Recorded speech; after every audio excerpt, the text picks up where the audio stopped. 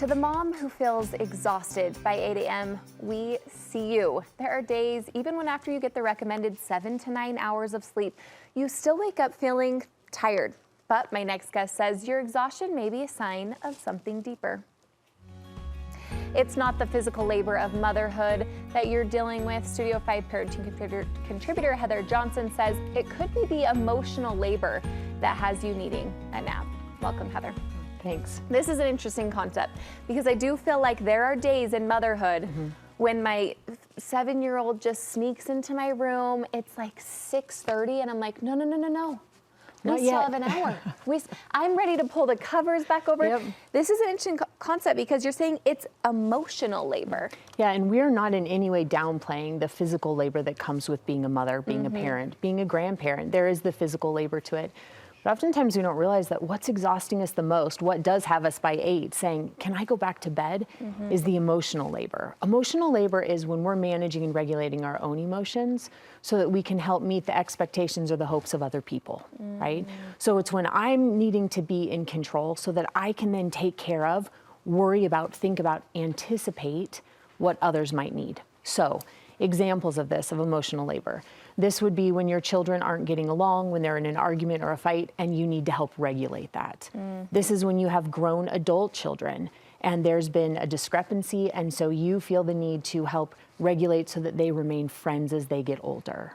This is all the work that goes on in our heads when we anticipate that there is a birthday coming up for a child or a spouse, when we see that there's a family vacation, and in our minds we're thinking through not only what do we need to take on vacation, but what do I need to do before and after in order to make this vacation happen?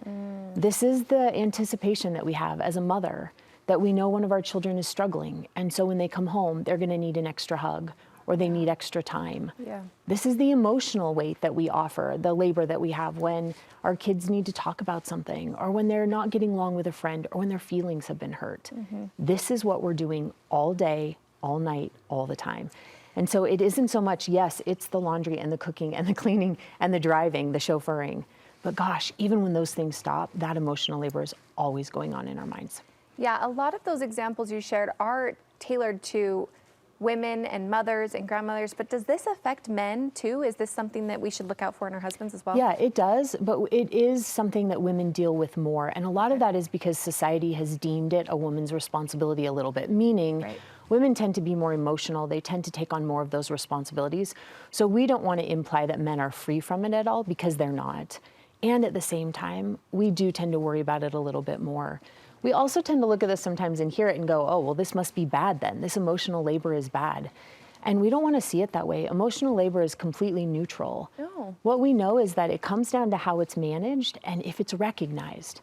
So if we can manage the emotional labor and others help, and if there's some recognition, if someone can look at us and say, hey, thanks for carrying this load, those two things really help it be really positive, because we don't want to stop doing the emotional work. No. And a lot of those reasons are because when there's that emotional labor, that emotional work being done, that's how relationships are built.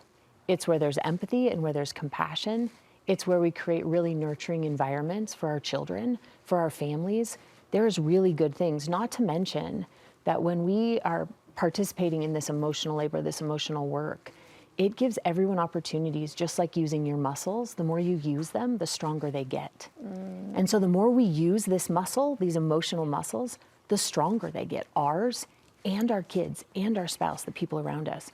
So it isn't, we don't want to see it as negative. We want to see it as really great, and then learn how to manage it and offer recognition for it, right? It's not a negative thing. It's not a negative thing. It's neutral. It's neutral.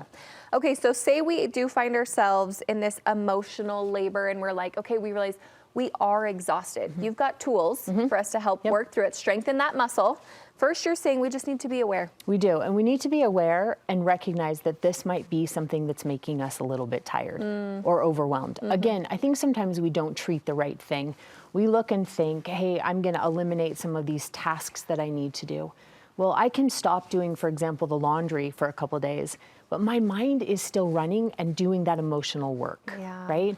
So we stop some of these other things, not realizing or not being aware enough to know that we've got to manage what's going on in our minds, how we're thinking about it. We also need to be aware of what helps us recharge. because we do need to know what that recharge can look like for us individually. We get a recharge confused sometimes. We tend to think it means we have to take a break. Instead, we want to realize that our true recharge is going to be choosing to do something that's going to send us back to the emotional work stronger and sharper and more capable. Interesting. And that can be different for all of us. Right. So it isn't just, I need to stop or take a break. It's going to be, what can I choose so that when I'm done with that, I can go back to supporting what's going on in our family emotionally, and I can do it with more sharpness and more strength. So that awareness is really important. One, be aware. Two, communicate and don't assume. Yeah, we assume that other people understand what it's like to do that emotional work. And they don't, right? They don't often. And so we actually want to communicate. We can say, hey, I've got all these things on my mind. We can say, hey, this birthday party's coming up. Could you help with this? Could you lighten this load? Could you think through what would be great for Christmas? Or, hey, this child is struggling. And so let me tell you what I know about this. Do you want to have that conversation with them? We can't assume that everyone is thinking about it the same way we are. And we do that. And then when they're not thinking about it the same, we resent them, right? We're talking specifically, especially with spouses, right? Yes. You're their dad. You should know that this is also going on. Well, they might not. And so we can communicate that. We also can communicate about what it is we need, where we need help carrying the load. And also where we hope someone might recognize that we're doing that, to speak up and say, hey, here are the things on my mind. Is there a place where you can recognize or be grateful for the fact that I'm carrying this load? And that leads us into our next one, I think, and it's saying don't gatekeep information. Which we do all the time, especially when we start to feel resentful. When we start to feel unseen, we withhold information in the hopes that, well, you should know and you should figure it out. What I mean by this is take all the information you have and put it in a very public place so that everyone can also look in, and carry the weight with you. For example, something so simple as knowing that your children have a project due on Friday, somebody's got a birthday coming up, you have a trip planned, and somebody's struggling with friends at school. Right. Put that somewhere public so that now you have a spouse and other kids, family members who can look and say, hey, well, I didn't know we had a project on Friday, but now that I do, I can worry and think about the science project too. Oh, I didn't realize that these things had to be done to get ready for that trip. But now that I do, because you didn't keep the information, hey, I can step in and I can help with that. Love that. 1 minute for the last two. Empower others' emotional intelligence and don't let it become about you. Yeah, so the better we are at helping, the more we put energy into teaching our children how to manage their own emotions, the more we don't have to do it, right? So again, we get really good at managing them because we are using that muscle, but we want to teach our kids how to use that muscle too. So that when they do have struggles or they are overwhelmed or they are doing that emotional labor, they know how to do it themselves. It's really important. I mean, we talk about it all the time, how important it is to teach our children. That single greatest predictor of success is that ability to manage emotions.